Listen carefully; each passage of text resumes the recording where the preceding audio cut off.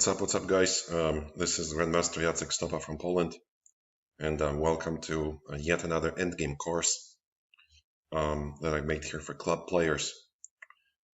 This one is a little bit more complicated, I guess, overall than the Rook Endgame course, but there are some parts of it which will be, I guess, even simpler than that one. So we'll be talking about a few different types of endgames here, and I will be introducing a lot of concepts which are quite useful in trying to become a better endgame player.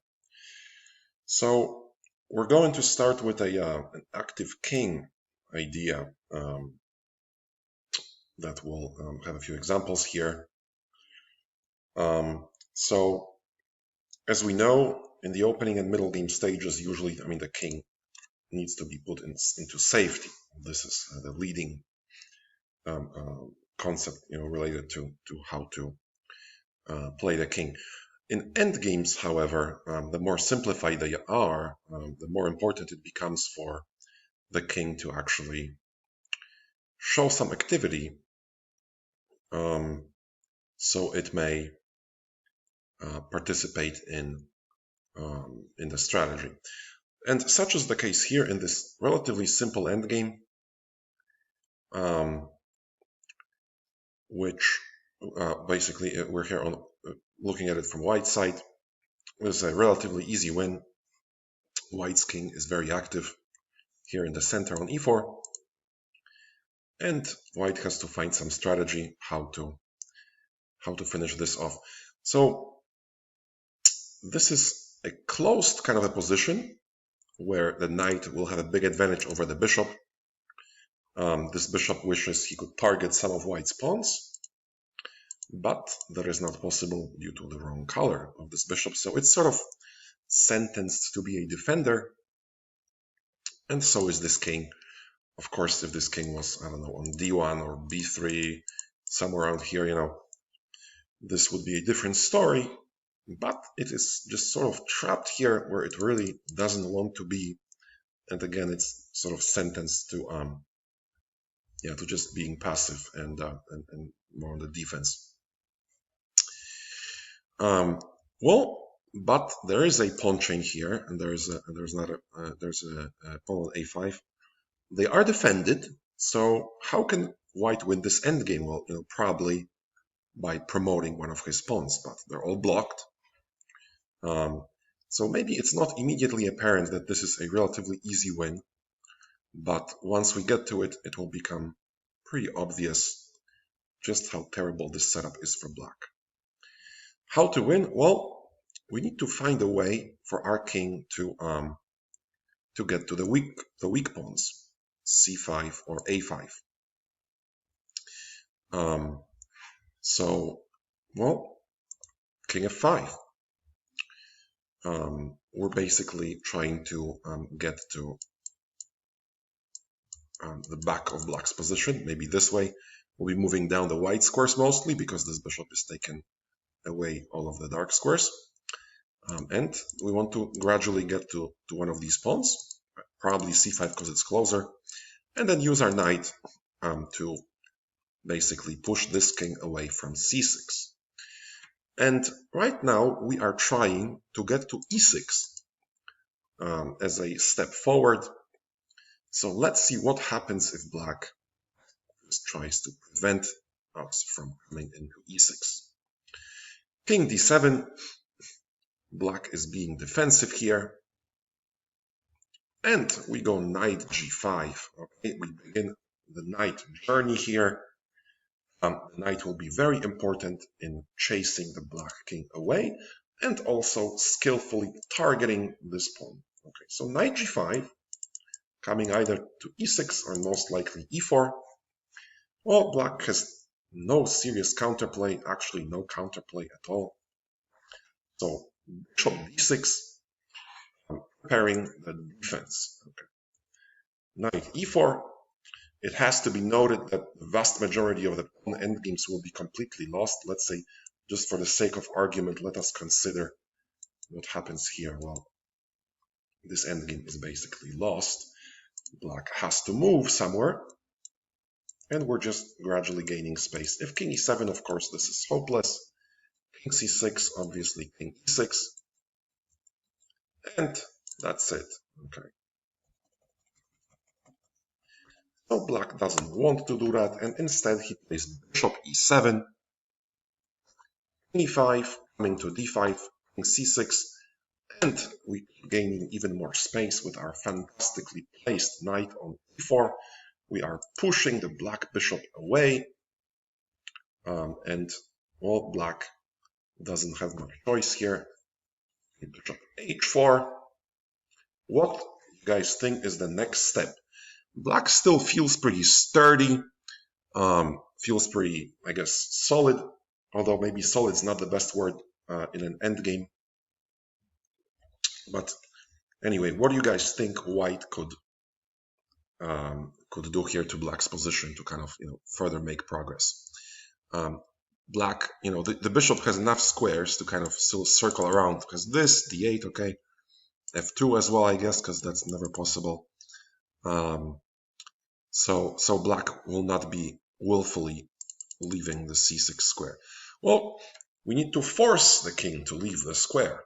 Okay, so it's time to again remaneuver the knight according to changing conditions.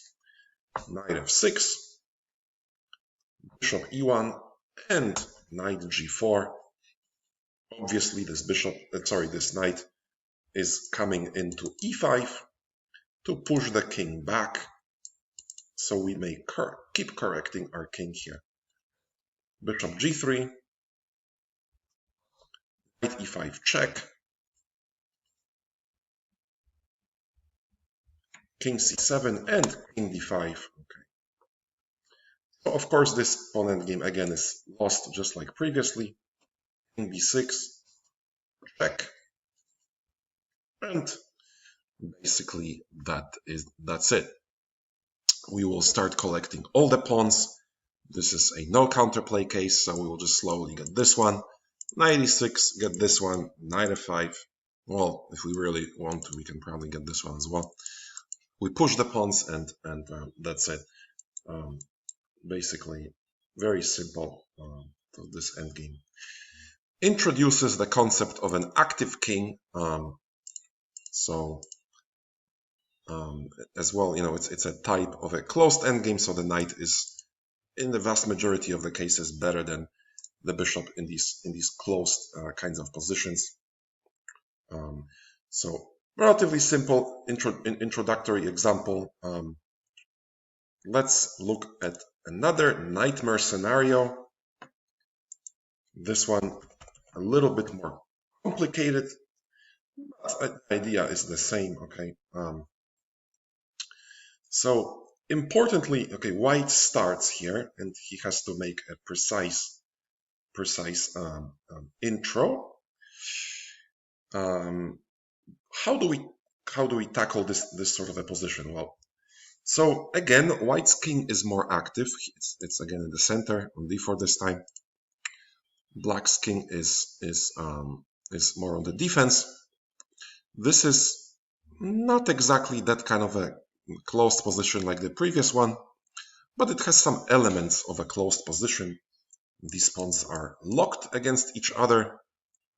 And again, there is some similarity, as this bishop is unable to target any of white's pawns, at least not at this moment, because it's a white square color bishop and the pawns are on dark squares. So again, black will be forced to, I guess, use it as a defender to the weakest pawn on the board. Which pawn do you guys think I am talking about? What is the problem in black's position? What is the reason why black will ultimately lose this position? Well, it's the g6 pawn, obviously, right? If this pawn falls, this position becomes very, very dangerous for black. So basically, this information allows us to pick the right plan and start getting the king over here with king e5, with the idea of king f6 and capturing the pawn. Okay, so if black was to move, this would be significantly more difficult because king d6 would be played, taking away this root of the white's king towards this greatest weakness on the board. Okay. So e5, and black realizes it's very difficult to find a counterplay. Well, he's trying, and he gets the king over to c5 with the idea of bishop d3 or bishop b3, king c4, and trying to basically counterplay on the queen side. King c5, white to move, what to do? Should we continue immediately, or is there a more precise option? So please take a look at this position and decide what to do with white. Well, white uses some precision, pushes the king away from this counterplay square c5, and essentially kills black's counterplay ideas here. So b4 checks, king c6, check. And again, we have a case of this very trapped king, just like in the previous example. And we have a pleasant choice of either going to d6 for this pawn or to f6 and try to target this pawn.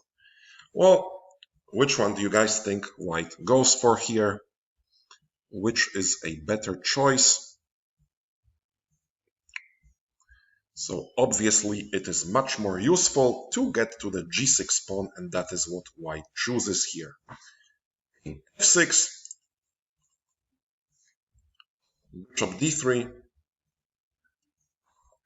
and knight f3 with the idea knight e5 and knight g6. b6, okay, black is trying to basically counterplay, take away this important square. And now white is actually at some kind of a conundrum. Well, how to play now that it is not immediately available. This pawn is, we can't exactly attack it immediately. So how can white solve this problem? Please take a look at this position, maybe pause the video and try to figure this out on your own. I always repeat this point in my videos, that it is very useful to just try to figure out these things on your own before you hear the solution. So how to remaneuver, how to play this position. Perhaps some people would suggest changing the course of action and going king e7, but then maybe d4 idea, trying to get the king over to d5. Okay, maybe black can try to play this way, because of course black would like some counterplay. Without counterplay, always difficult. So, okay, knight d4. Knight d4 actually better. White has not only controlling all of these problems here on the queen side, so that's like a defensive kind of resource, but he has an offensive idea in mind as well, and that is the remaneuvering of this knight onto e6 f4 or e6 f8 to get to this pawn. Well, poor black can only wait, really. We do remaneuver, and now black is trying to catch some counterplay here. Okay. So black plays d4. All right, he sacrifices a pawn for counterplay ideas,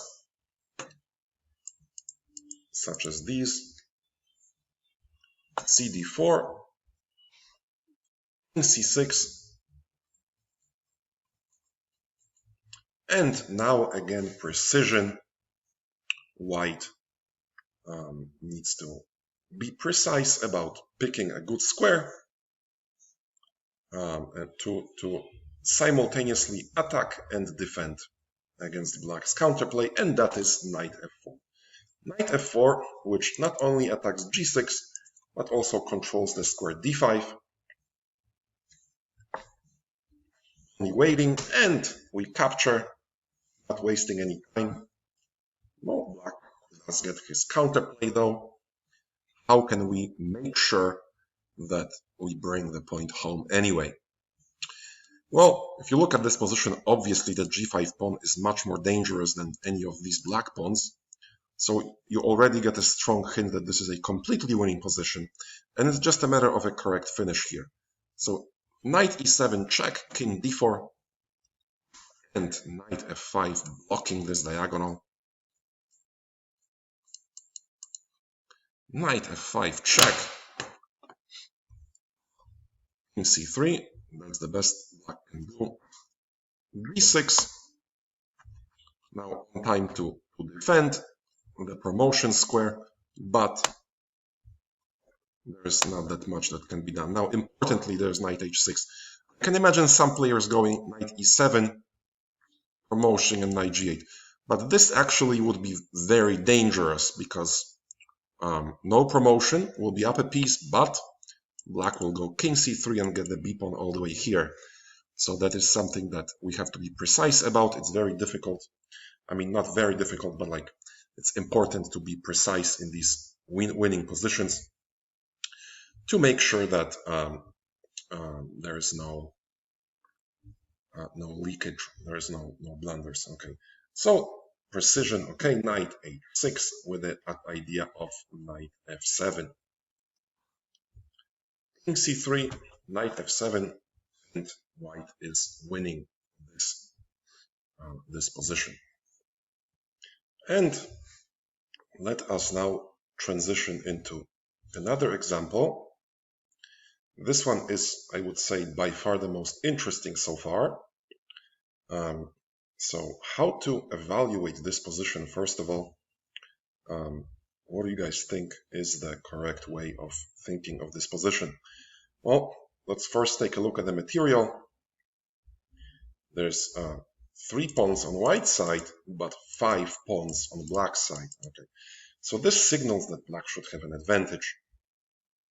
2 pawns is massive after all. Okay, but well, these pawns are weak. Are doubled, and there is something important on the white side that black doesn't have. Okay, activity. Okay, so there is you guys can tell this king is very well positioned on the square c5.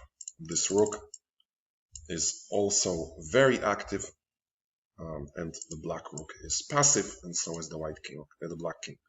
So white is on the offense, black is on the defense, kind of as a way to sort of understand this position. And there is yet another problem where after some very powerful but subtle kind of a move here on move 1, black will be facing some very serious problem. Okay, so just kind of a balance of these elements like material versus activity. This is a very tricky kind of a combo. It's basically here, as we will see, it's white who has the edge here, and it is white who will be playing for a win because of a problem known as Zugzwang or Zugzwang, I guess would be the English way of saying it, which is a situation that happens after rook h6, where black wishes he didn't have to move and just he could kind of keep his cool here and keep the position as is. But the problem is that, of course, black has to make the move, right? Because that's how we play chess. And he has to make some kind of a concession, unwilling concession.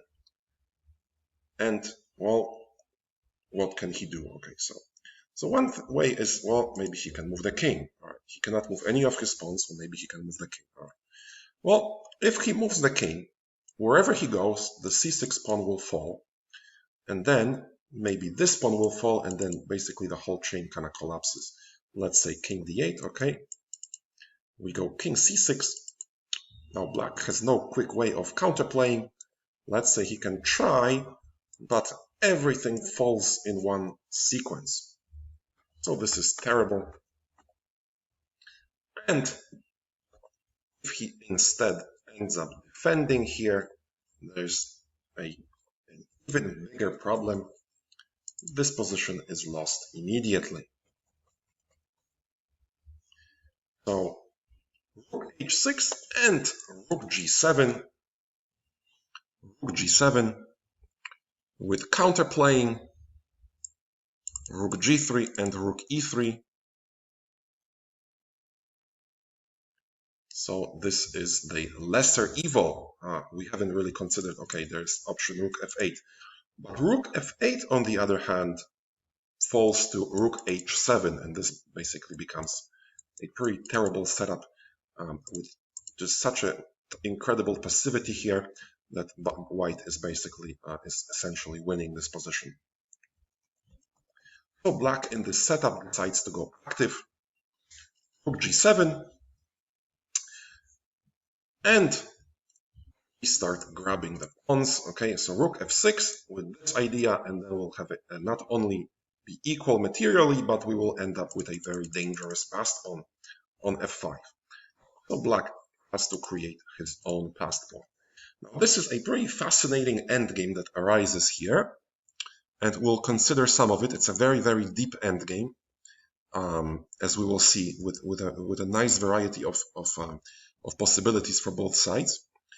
But we will basically focus on this position from the perspective of the concept of an active king and activity in general. We'll be paying attention to this pawn. This is the way that White will be trying to win this position. And also the space concept, where White's king basically will be gaining space against the Black king. So check, we push this king to the back, and we grab the pawn on c7. Okay. King d8, and basically king comes to c6. Later f6 with these checkmate threats, or king d5, very unpleasant position. So king d8, rook takes c7, rook takes e3, and now a very important move. Well, now basically the circumstances have changed a little bit here. Now Black also has a passed pawn here on e4 ready to be activated.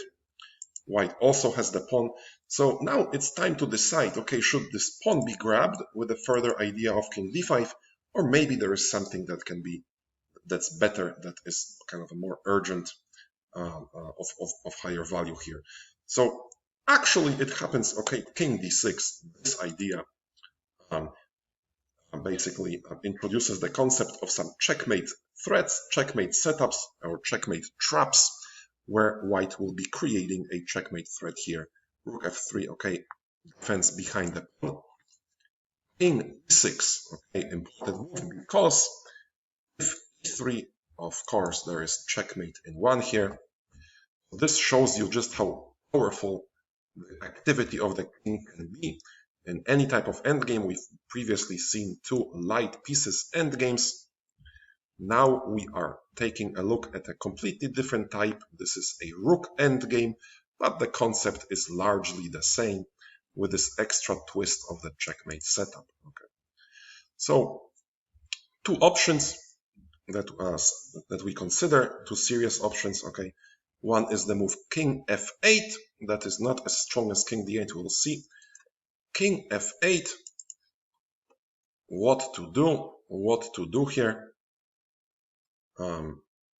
What to do here from the white side?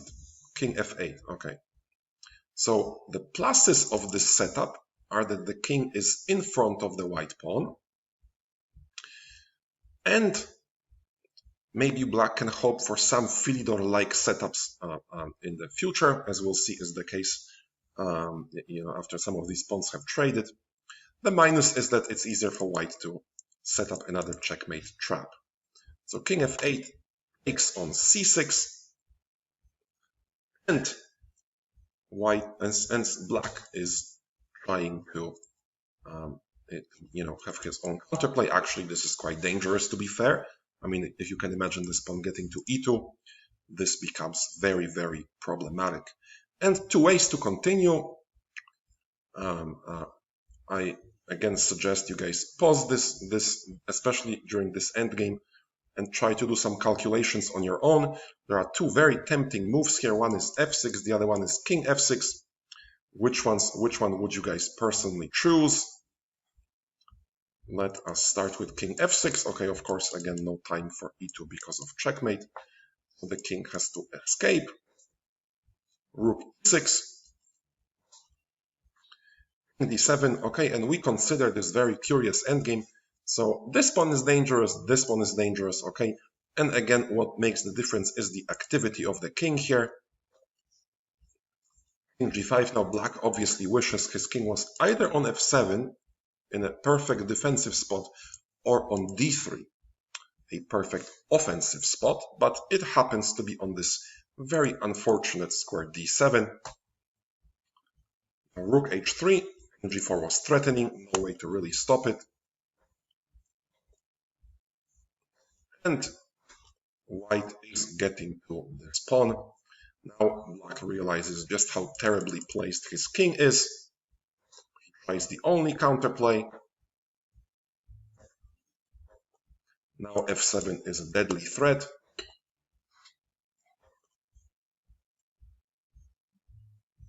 And a very curious case where rook g2 is actually a very powerful move here. Now it's a funny kind of a position. White has to find some way of pushing this for a win, as black will be ready to defend here. If white tries to go to h6, there is no way for him to shunt away from these checks and has to go in front of the pawn. And this is not so easy to win, because white will have to get his king out of here. Black will be ready to counterattack here. And what happens if king f5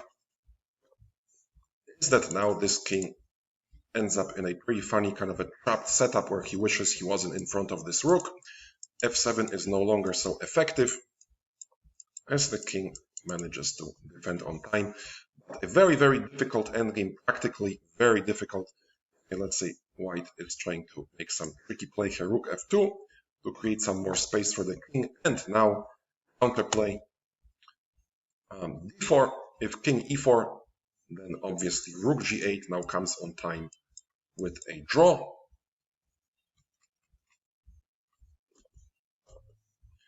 Rook f2, d4, so rook f4, and now very precise move, king d7, exclamation mark, where black manages to transpose to a familiar Philidor setup with a drawish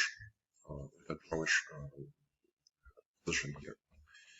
If instead white tries to cut the king off, there is the move d3, f7, and check. So this also a draw here. Let's say king g6, d2. No time, okay. Now white has to catch this pawn. There is no setup. There is no extra threat here. So rook d2, and this is a draw after rook f6 takes on it. So basically, very kind of an interesting endgame here, where black manages to get the Philidor position using his pawn, but practically it's very difficult to find the defensive moves, and white has excellent practical chances. Basically, white's moves are much easier.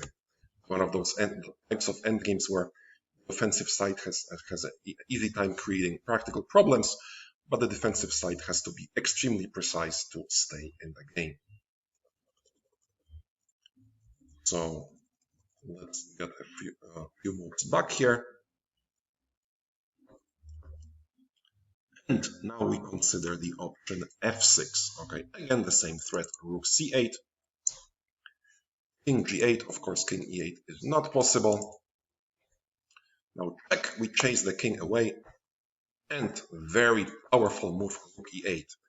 Make sure that when e2 happens, white is on time to stop the pawn from behind. King g8, sorry, king g6, check. Rook g2. Okay, so black is trying to activate his own pawn. Now check on g7. Back to e7. And threatening some move like f7. Okay, counterplay. And now probably many players would play f7, but this is not so clear. But this is time to transition to a very interesting, kind of a counterintuitive position, which basically is winning for white, because now the problem is that this king is very far away. The king wishes he was on d8 to block the progression of this pawn. The rook is on a very precise and a very just basically excellent spot here on the e file, where not only does it stop this powerful e2 pawn, but it also blocks this king away from entering defensive positions. So king d5, of course rook f6 loses to rook e2, so black uses the king here instead. White sticks to the pawn. Rook f7, of course rook e2, again this is lost position. King g7 defensive. And now white basically gets to his standard plan. Okay, black manages to win this pawn, but d5 now will be unstoppable. Take check. Of course, now what is the problem with the d6? What do you guys think is the problem with d6 here? Is that there is this extra resource, rook e6. So we don't allow it. We play king d7 first. Black has nothing better but to defend, and we progress our pawn, getting ready for d7, d8. And this is basically over. This is a winning position.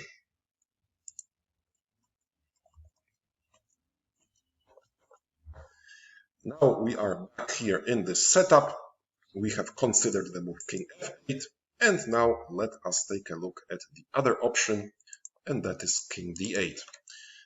I would recommend you guys sort of go over this particular endgame with me, just sort of going back and forth with this video, not to lose any value here, because it's a very, very tricky endgame, and we sort of go back. You know, it's easy to kind of lose track as to where we are, unless you have some really miraculous memory.